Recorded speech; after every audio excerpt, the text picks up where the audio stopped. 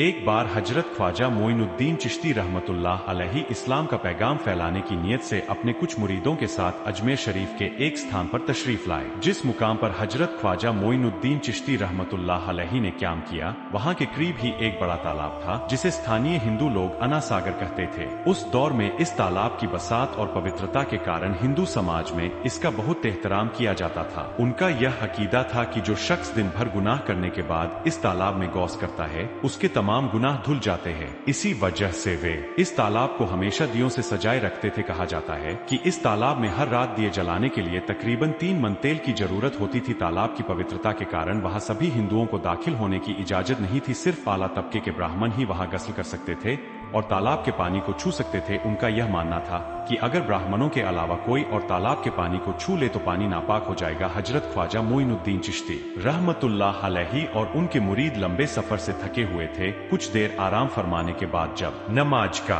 वक्त हुआ तो ख्वाजा मोइनुद्दीन चिश्ती रहमतुल्लाह अलैहि ने हजरत बख्तियार काकी रहमतुल्लाह अलैहि को अजान देने का हुक्म दिया। हुक्म पाकर हजरत बख्तियार काकी रहमतुल्लाह अलैहि ने अजान देना शुरू किया। उस वक्त हिंदुस्तान में तौहीद का पैगाम और अजान के अल्फाज किसी ने नहीं सुने थे। जब लोगों ने पहली बार अजान के अल्फाज सुने तो उनके दरमियान हलचल मच गई। लोग अपने घरों से बाहर आकर एक दूसरे से कहने लगे, यह फकीर लोग कहां से आ गए और यह क्या पढ़ रहे हैं।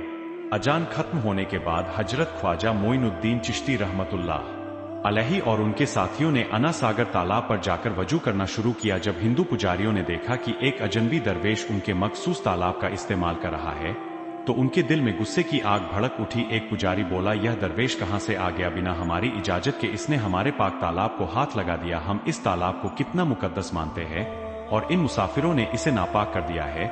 इसका कोई हल निकालना ही होगा। इसके बाद हजरत ख्वाजा मोइनुद्दीन चिश्ती रहमतुल्लाह अलैहि ने तमाम साथियों के साथ मिलकर जमात के साथ नमाज अदा की। लोग यह मंजर देखने लगे और कहने लगे, यह तो कोई अजीब फकीर है। हमारे मंदिरों में सब देवी देवता मौजूद है और यह उनकी इबादत ना करके किसी नए खुदा की इबादत कर रहा है। अगर मंदिर के बाहर भी कोई खुदा है तो उसे भी मंदिर में रखा जाना चाहिए ताकि लोग उसकी भी पूजा कर सके। शाम ढलने लगी। शाम होते ही राजा पृथ्वीराज के ऊंटों के चरवाहे अपने ऊंट लेकर उस जगह पहुंचे। इत्तेफाक से हजरत ख्वाजा मोइनुद्दीन चिश्ती रहमतुल्लाह अलैहि उसी जगह पर तशरीफ फरमा थे जहां आमतौर पर राजा के ऊंट आराम किया करते थे। चरवाहों ने देखा कि एक दरवेश का काफिला उनके मुकाम पर आकर बैठा है। उन्होंने हजरत ख्वाजा मोइनुद्दीन चिश्ती रहमतुल्लाह अलैहि और उनके साथियों से कहा, अरे फकीर बाबा, आप कहां से तशरीफ लाए हैं और यहां आकर बैठ गए? क्या आपको मालूम नहीं कि यहां रोजाना राजा पृथ्वीराज के ऊंट आराम फरमाते हैं? राजा के ऊंट यहां आराम करते हैं। यह जानते हुए भी आपने यहां बैठने की जुर्रत कैसे की? हजरत ख्वाजा मोइनुद्दीन चिश्ती रहमतुल्लाह अलैहि ने उन चरवाहों को नरमी से जवाब दिया, बाबा, हम मुसाफिर हैं और अनजान हैं। हमें मालूम नहीं था कि इस मुकाम पर राजा के ऊंट आराम करते हैं, क्योंकि हम पहले ही यहाँ अल्लाह के वली हजरत ख्वाजा मोइनुद्दीन चिश्ती रहमतुल्लाह अलैहि ने कहा था कि ऊंट यही बैठेंगे। अल्लाह रब्बुल आलमीन ने उनकी यह दुआ कबूल कर ली थी और ऊंटों को आदेश दिया था कि जब तक मोइनुद्दीन चिश्ती खुद नहीं कहेंगे तब तक वे यही बैठे रहेंगे। इसके बाद चरवाहे ऊंटों के ना उठने का कारण जानने लगे। उनमें से एक नेक चरवाहा था जिसने कहा, क्या तुम्हें याद है कि हमने कल यहाँ से एक दरवेश को उठाया था? जाते जाते उन्होंने कहा था कि हम जा रहे हैं, राजा के ऊंट यही बैठेंगे। मुझे लगता है कि उनके कहे शब्दों के कारण ही राजा के ऊंट उठ नहीं पा रहे हैं। शायद वह कोई बड़े वली है या अल्लाह का कोई अवतार है।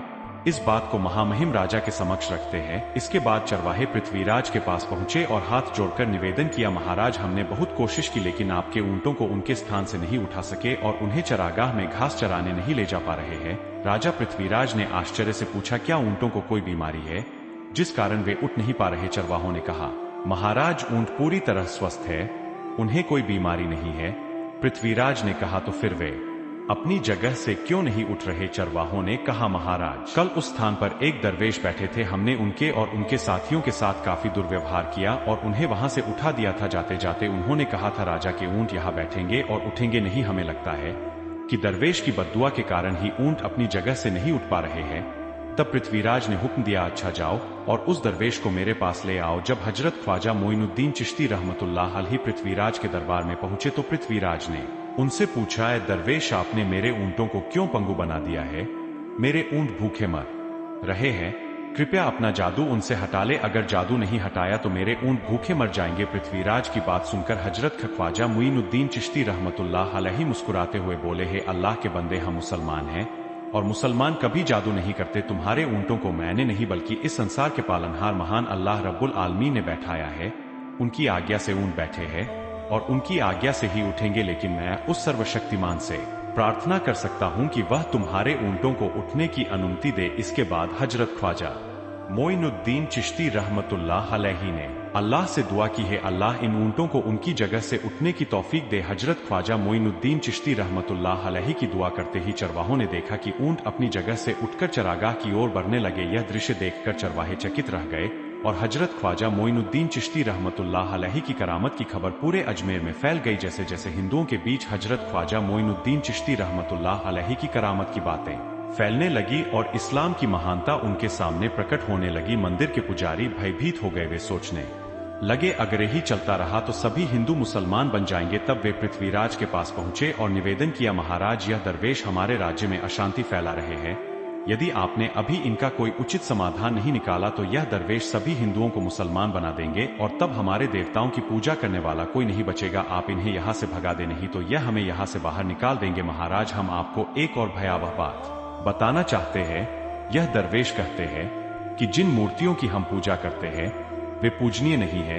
उनका कहना है कि यह केवल निर्जीव पत्थर है जिनमें कोई शक्ति नहीं है।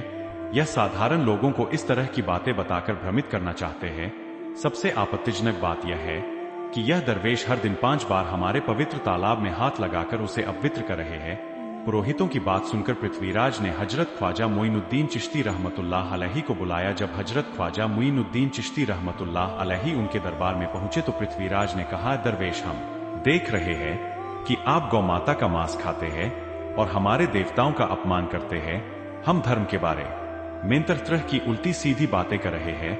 हम यह सहन नहीं कर सकते। हम यह भी देख रहे हैं कि आप हमारे पवित्र तालाब को अपने अपवित्र हाथों से खराब कर रहे हैं। आप तुरंत हमारे देश से चले जाएं। हजरत ख्वाजा मोइनुद्दीन चिश्ती रहमतुल्लाह अलैहि ने कहा, बाबा हम लोग तो केवल वजू करते हैं, नहाते नहीं। अगर पूरी देह के स्पर्श से आपके तालाब का पानी खराब नहीं होता है तो केवल हमारे हाथ और चेहरे के पानी से तालाब अपवित्र कैसे हो सकता है। यह सुनकर पृथ्वीराज ने कहा, वे सभी लोग हमारे धर्म के हैं जबकि तुम लोग कहीं और से आ गए हो। तुम हमारे धर्म के नहीं हो, इसलिए तुम्हारे हाथ लगाने से हमारा तालाब अपवित्र हो जाता है। तब हजरत ख्वाजा मोइनुद्दीन चिश्ती रहमतुल्लाह अलैहि ने कहा, अच्छा बाबा हम अब आपके तालाब के पानी को हाथ नहीं लगाएंगे, लेकिन हमें पानी की जरूरत है तो हम चाहते हैं कि केवल एक बर्तन में पानी ले ले। पृथ्वीराज ने कहा, ठीक है तुम पानी ले सकते हो, लेकिन तुम्हारा बर्तन तालाब में लगे, तुम्हारे हाथ नहीं। अगर तुम्हारे हाथ स्पर्श करे तो हम इसके खिलाफ सख्त कार्रवाई करेंगे। राजा के साथ सहमति के बाद हजरत ख्वाजा मोइनुद्दीन चिश्ती रहमतुल्लाह अलैहि ने अपने मुख्य खलीफा बख्तियार काकीर रहमतुल्लाह अलैहि से कहा, बख्तियार जाओ और राजा के तालाब से एक बर्तन में पानी ले आओ, लेकिन बहुत सावधानी से पानी लेना ताकि तुम्हारा हाथ तालाब के पानी को छू ना सके। बख्तियार काकीर रहमतुल्लाह अलैहि हजरत ख्वाजा मोइनुद्दीन चिश्ती रहमतुल्लाह अलैहि के आदेश का पालन करते हुए आना सागर से पानी लेने गए। उन्होंने बर्तन को तालाब में डुबोया और उनका हाथ पानी को नहीं छू सका, क्योंकि चमत्कारवश पूरा तालाब एक छोटे बर्तन में समा गया। आना सागर पूरी तरह से सूख गया और उसकी तली में केवल सूखी रेत दिखाई देने लगी। जब पुरोहितों ने देखा कि उनके पवित्र तालाब में एक भी बूंद पानी नहीं बची है और वह मरुस्थल की तरह सूख गया है तो वे घबराते हुए राजा पृथ्वीराज के पास गए और बोले, महाराज यह तो भारी संकट हो गया है। पृथ्वीराज ने पूछा, क्या हुआ? पुरोहितों ने कहा, उस दरवेश ने हमारे पूरे तालाब का पानी ले लिया है। अब हमारे पवित्र तालाब में एक बूंद भी पानी नहीं है। अगर इस तालाब में पानी नहीं होगा तो हम अपने पापों का प्रायश्चित कैसे करेंगे? दूर दूर से हजारों हिंदू लोग इस तालाब में स्नान करने आते हैं ताकि वे अपने पाप धो सके। अगर पानी नहीं रहेगा तो वे यहाँ आना बंद कर देंगे, जिससे हमारा बड़ा नुकसान होगा और अजमेर की मान मर्यादा मिट्टी में मिल जाएगी। पृथ्वीराज गहरे विचार में पड़ गए। वे हजरत ख्वाजा मोइनुद्दीन चिश्ती रहमतुल्लाह अलैहि के खिलाफ कोई कठोर कदम उठाने से झिझक रहे थे, क्योंकि उन्हें आशंका थी कि अगर उन्होंने दरवेश के खिलाफ सैनिक भेजे और दरवेश ने सैनिकों पर भी जादू कर दिया तो उनकी परेशानी और बढ़ जाएगी। इसलिए उन्होंने कहा, तुम लोग जाओ और उस दरवेश को मेरे पास बुलाकर लाओ, मैं देखता हूं कि वह क्या चाहता है। अगर उसकी मांग उचित होगी तो हम उसे मान लेंगे और यदि उचित नहीं हुई तो हम माफी मांगकर अपना तालाब का पानी वापस ले लेंगे। जब हजरत ख्वाजा मोइनुद्दीन चिश्ती रहमतुल्लाह अलैहि पृथ्वीराज के दरबार में पहुंचे तो पृथ्वीराज ने कहा, ए बाबा आपने हमारे तालाब का सारा पानी ले लिया है, हम अपने पापों का प्रायश्चित कैसे करेंगे? पूरे दिन के पाप हम इस तालाब में स्नान करके धोते हैं, अगर तालाब में पानी नहीं होगा तो हम अपने पाप कैसे धोएंगे। हजरत ख्वाजा मोइनुद्दीन चिश्ती रहमतुल्लाह अलैहि ने उत्तर दिया, देखो बाबा, तुम्हारे पास आना सागर है, पर दुनिया के हर कोने में ऐसा तालाब नहीं है, तो क्या वे लोग अपने पाप कैसे धोएंगे। पापों को धोने की ताकत इस तालाब के पानी में नहीं है। पापों को माफ करने वाला केवल अल्लाह है, जिसने आकाश, धरती और पूरी सृष्टि बनाई है। उसकी इजाजत के बिना एक पत्ता भी नहीं हिलता। इसलिए मैं तुम्हें इस भ्रम को छोड़कर सही राह पर आने की दावत देता हूँ। वहां मौजूद हजारों हिंदू हजरत ख्वाजा मोइनुद्दीन चिश्ती रहमतुल्लाह अलैहि की बातें मंत्रमुग्ध होकर सुन रहे थे। इसके बाद उन्होंने कहा, जाओ बख्तियार, जिस बर्तन में तुमने तालाब का पानी लिया था उसे वापस तालाब में डाल लाओ। बख्तियार काकी रहमतुल्लाह अलैहि हजरत ख्वाजा मोइनुद्दीन चिश्ती रहमतुल्लाह अलैहि के हुक्म से आना सागर में बर्तन का पानी डालने गए। जैसे ही बर्तन का पानी तालाब में डाला, आना सागर फिर से पानी से लबालब भर गया। इस चमत्कार को देखकर वहां मौजूद कई हिंदुओं ने कलमा पढ़कर इस्लाम कबूल कर लिया। यह देखकर हिंदू पुरोहितों और पंडितों की चिंता बढ़ गई। वे पृथ्वीराज के पास गए और बोले, महाराज, यदि अब कोई उपाय नहीं किया गया तो सारे हिंदू मुसलमान हो जाएंगे। पृथ्वीराज ने कहा, मुझे सलाह दो, इस दरवेश का मुकाबला कैसे किया जा सकता है।